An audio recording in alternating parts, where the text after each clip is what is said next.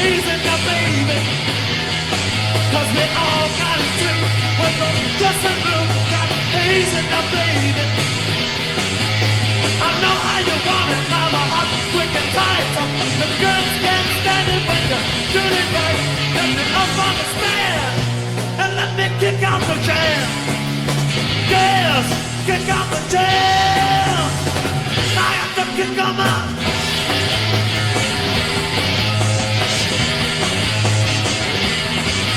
Yeah, I'm starting to sweat, you know my shoes are wet while I'm feeling. In the sound that I found, these hours to be down off the ceiling. Gotta have it, baby, you can't do it false. When you get the feeling, you gotta suck 'em up, put that light in my head, and let me kick out the chair. Yes, kick out the chair. I have to kick out.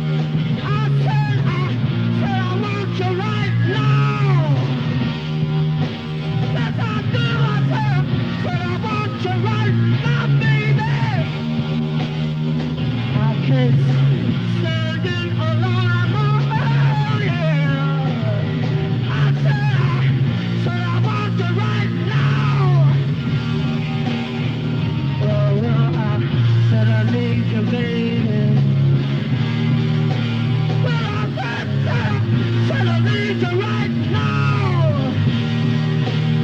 And I hope that you'll need me to the mother. I want you right now.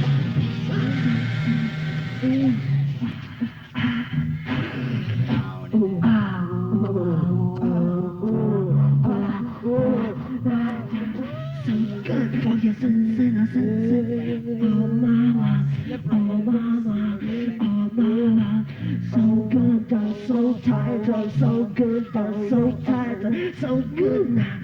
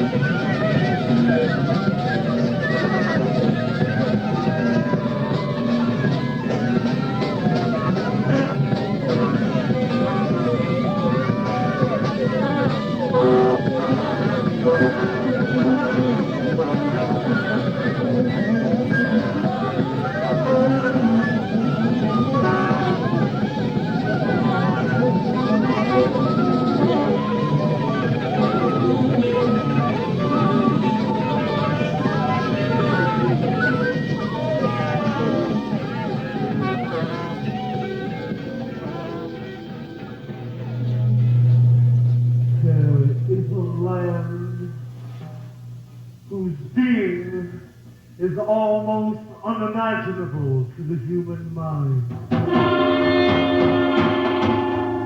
On a clear day, we stand there and look further than the ordinary eye can see.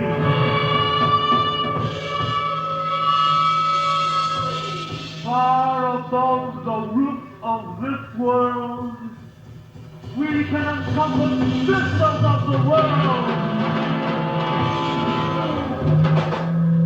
There is a land where the sun shines eternally. Eternally, eternally.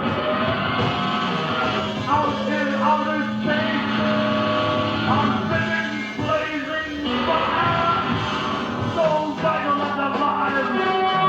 There is no need to describe its splendor.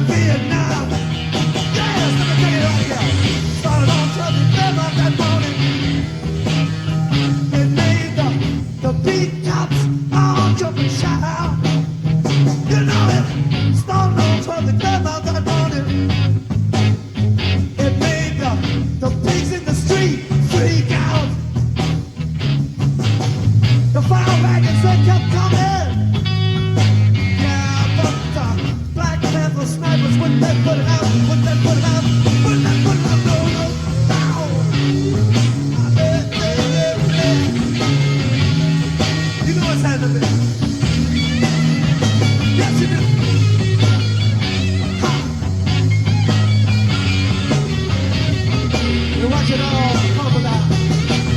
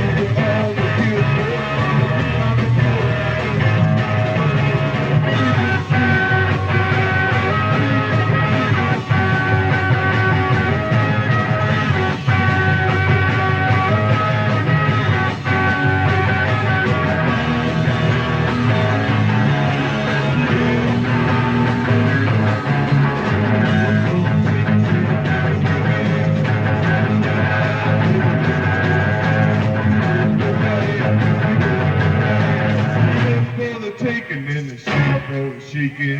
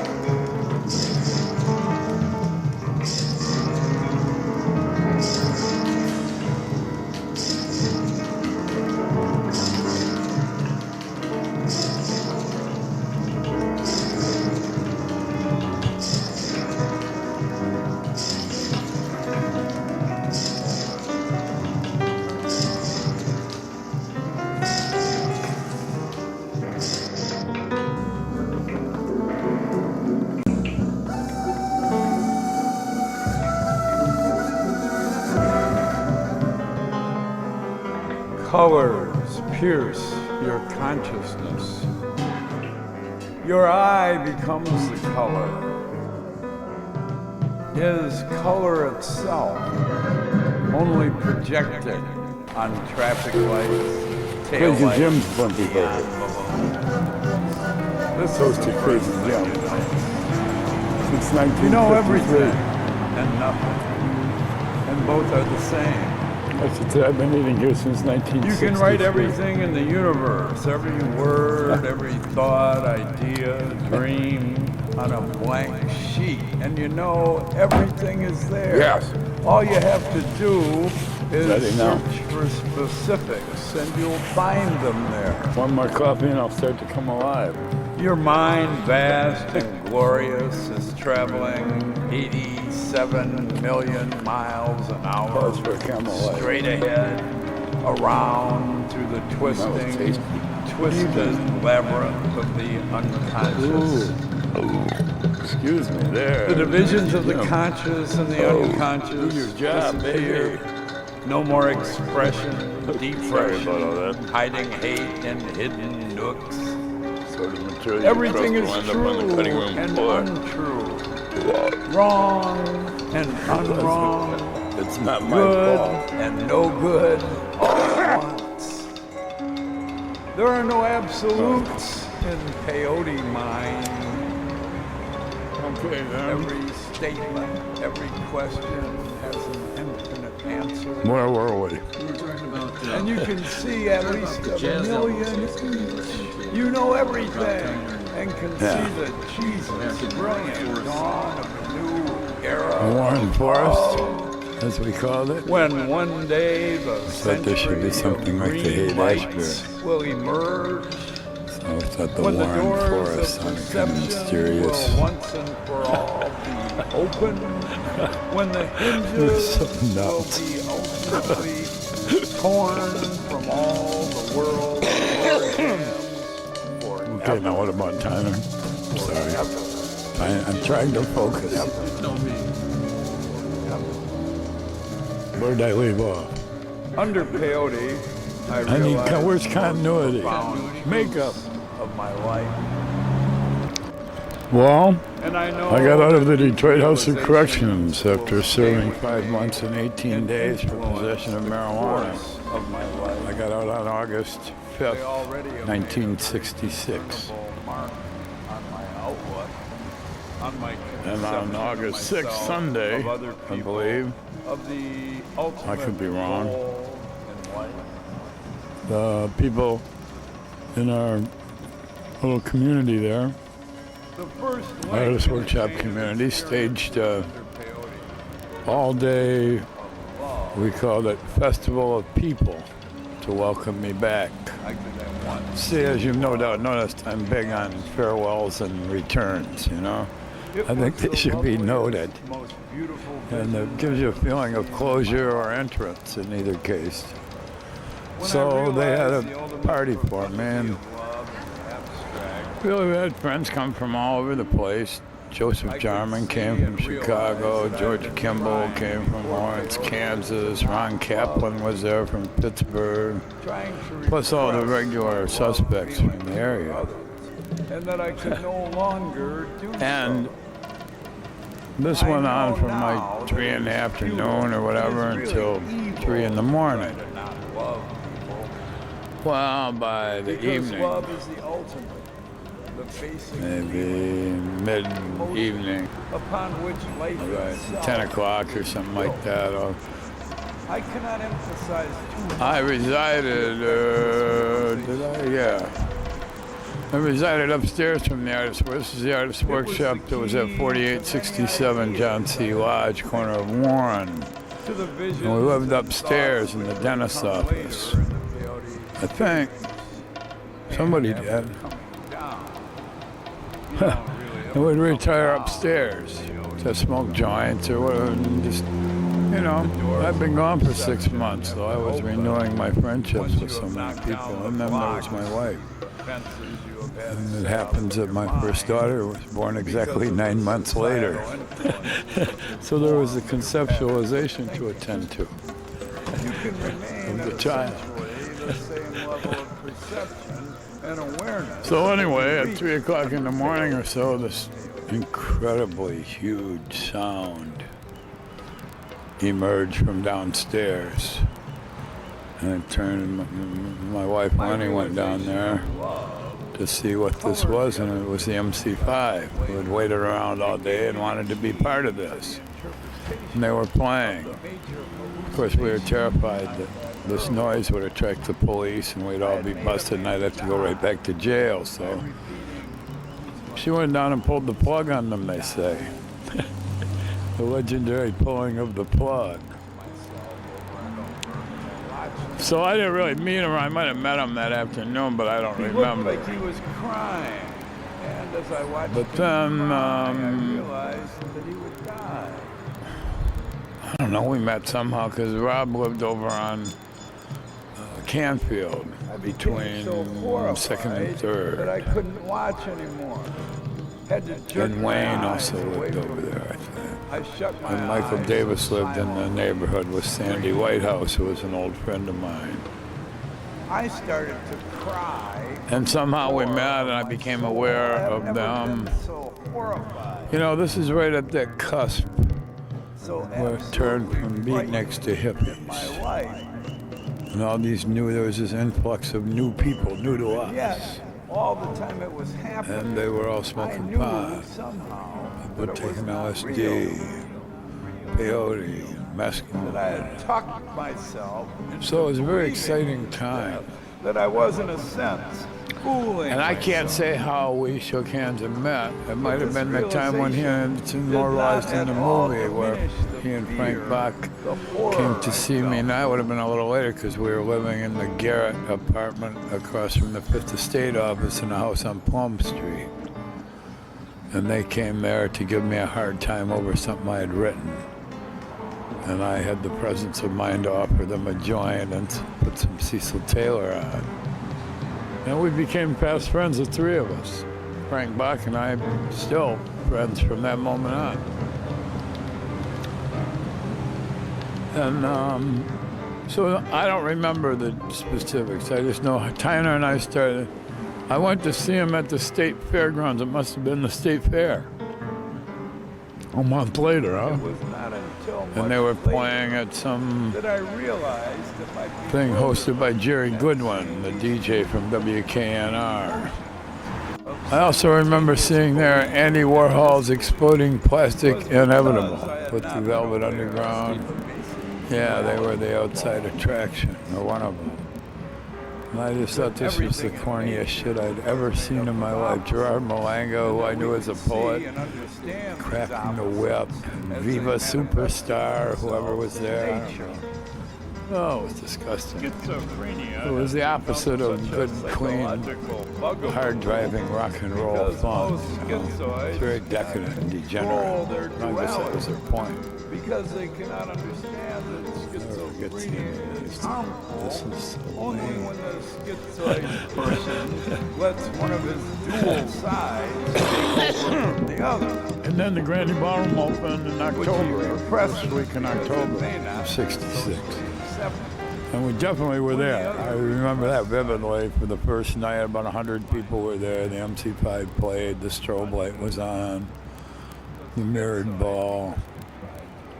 Everybody was on acid. Very incredible. And that's when I really saw them in their glory. And I thought, man, these guys are really fucking great. Really great. And they were billing themselves as avant-garde. See, all the bullshit about the Svengali issue of Sinclair and the MC5 is all total horseshit. Their conception of themselves, of the band, and of what they wanted to do was really fully formed. When I met them, the execution was a little sloppy, but they knew what they wanted to do. They called themselves the Avant Rock MC5, which you see on the first Grandy poster. That was their term. The key to the peyote experience is found in the expression. Well, probably. Dig yourself. Rob and Gary Grimshaw and Emil Basilla were the three musketeers who beat them at Lincoln Park High School.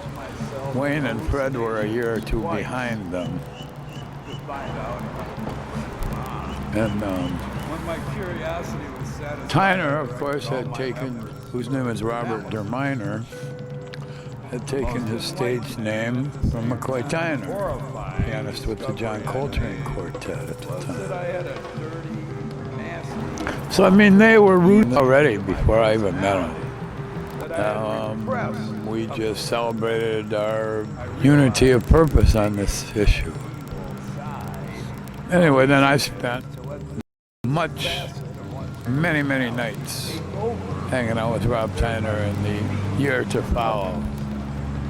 Just hanging out, staying up all night, taking acid, smoking pot, ranting and raving, Even to hate them. more perfect But I world, realized I etc., could do it etc. so easily because I had such an We planned all kinds of things, and then we started to make them happen. I was deeply It's quite incredible. I could see And, that I couldn't be But I was really just a friend of evil. them. I'd go to all their gigs because I just wanted to hear them play. That was how we built our following. That's how they built their following. And then I joined them in September or so of '67. But I had never been able to really grasp. I was inspired by hanging out with Rock Scully and Danny Rifkin, the managers of the Grateful Dead, who had come to Detroit to play the Grandy on their first tour. And I hung out with these guys, and we ended up bringing the Grateful Dead up here to Ann Arbor, to West Park, playing a free concert. But in the course of this, I was impressed that Rock Scully was even farther out than I was was. able to understand Crazy, this idea crazy dope and being put my hippie maniac. to work. Yet I was able. they have a managing this band that had a contract with Warner Brothers. They were on their national tour. And I thought, God, if he can do this, I can probably do this. There are no words Literally, I exact thought enough, that. no words really big enough. And to so describe I just utter determined in my horror, mind that, the because crushing hanging with the MC5, the first thing you could see was that feel, they needed someone to take care of their business and get them there on time, so to speak. And, you know, just all the things involved, making sure the equipment was in good repair, making sure there was transportation. Every gig up to then was an adventure. Would they get there? Would there be a car? Would there be amps working? Could they find enough what, you know, it was chaotic. So I just took it upon myself to start trying to establish some order. Riding from the Wayne State And, campus area where we lived. and soliciting gigs for them and trying to get them more money for the gigs they already had and stuff like that. They worked basically for $125 a night. That was the Grandy scale. Whoops, sorry.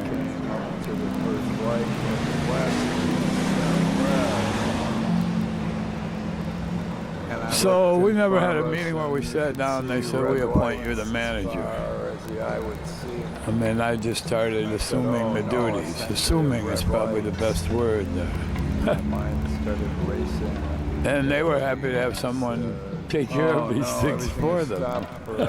Very happy, as I recall. Period of time that was sitting there. So we moved here in '68. Yeah, Yeah, in '67. Our friend Michael McClatchy and some other people that were into this. You could just go down to City Hall and get it for $10. You could get a permit. And they turned the electricity on in the West Park Band Shop. And so they were, green lights. there was a band called the Seventh Seal that was led Everything by Bill is permitted and everything will go Commander forward. Cody and the West Pointed It Airmen. felt so relieved. They were a I could psychedelic still band. feel They were that playing on years acid. and years later. Acid was There are such no a big thing absolutes then. in peyote mind. And the Every hippies would go down statement, there, every 200 or question 300, has an and infinite answer. most of them would be smashed And you on can acid see at least along with the a band, and million you'd have these each. beautiful psychedelic You know experiences. everything.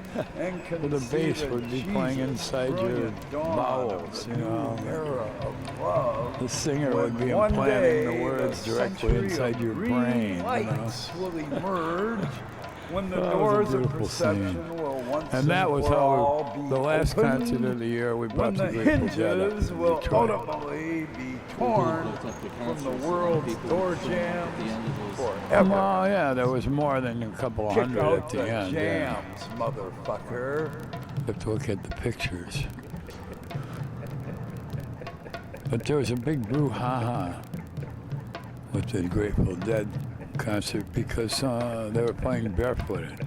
Beautiful August day, and someone got a shock, and they called to the audience and said, "Could somebody throw us up a blanket or something to stand on?" And somebody threw up an American flag. So everybody laughed, and they put that down. They played on that. Well, the police and irate citizens were monitoring this concert from high up on the edge of the amphitheater, and this just took them over the edge. And they're standing, desecrating, stomping on the Grateful Dead. This led them to pass an ordinance during that winter in the city council in Ann Arbor, outlawing electric music in the parks. So when we came here in May of '68, early May, and moved here, and then once we got settled, it was starting to get really nice out, and we said, oh yeah, it's going to be summer. Free concerts. We should have free concerts. So I actually sent Ron Levine over to City Hall to pick up a permit.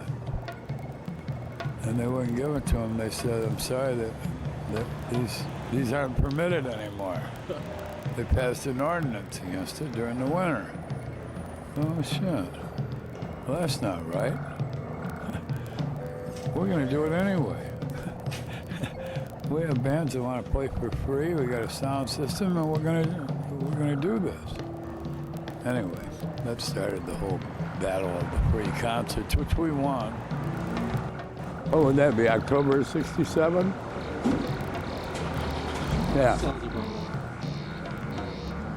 We showed up to the gig at our house in Granby. These asshole British roadies had set up the Cream, Ginger Baker's voluminous drum set. It's in the middle of the stage. And our instructions were to set up around Ginger Baker's drums. They were not to be moved. And so we had to put our drums on one side and both guitars on the other. Well, it was just totally unbalanced. Fucked up our whole mental feng shui, you know. You know, the feng shui of a stage is an important thing, really. And most important is the comfort level it allows the musicians to know that they're where they want to be. So this just completely pissed us. So we were so angry. I'll never forget that. These fucking punks. And of course the MC5 had already developed it. Well, it was in this period, I guess, they developed the concept of kick out the jams, motherfucker. By being in the wings at concerts like that, when these pretentious English assholes would come, and then they would get up there and fart around on stage, and the MC5 would be in the wings saying, kick out the jams, motherfucker, you know. That was where that came from. And that was beautiful because when they came back in 1968 in the summer, early June, I think, late May, whenever it was, we made sure that we could open for them again. We spent about every day practicing, getting our shit together so we could kick the Cream's ass. And of course they were bigger, much bigger than 6 months later, 8 months later. And we kicked their ass. And they didn't even know what happened to them because of course they were at the hotel and the limo didn't bring them there until after our show was over. It was like 105 degrees inside the Granny. It was packed to the walls. You kicked their ass metaphorically, I mean... Well, musically. Right. On stage, we kicked their motherfucking ass. Because the MC, that was like one of the turning points in the MC5 with the fans, because they were there. Detroit, who liked rock and roll, was there, 2,000 people, you know. And the MC5 just put on a magnificent show. They'd started writing their own material and working on the stagecraft and everything, which I have a certain pride in having contributed to. But yeah, they put on the show of their lives that night. And then the Cream drove in on their limo and took the stage, and the people were kind of cool toward them, and they thought their duel was that everyone would be howling and screaming, but they had been flattened by the MC5, I'm proud to say. That was our goal in those days, to kill the invading bands. Not the local bands who shared bills with us, those were our friends. But when they brought people in who you read about in all the magazines, and they were huge, you know, and everybody was at Twitter about them, we wanted to kill them. Well, figuratively speaking, artistically, we wanted to slay them. You can see at least 1 million people go to concerts. That was later, '69.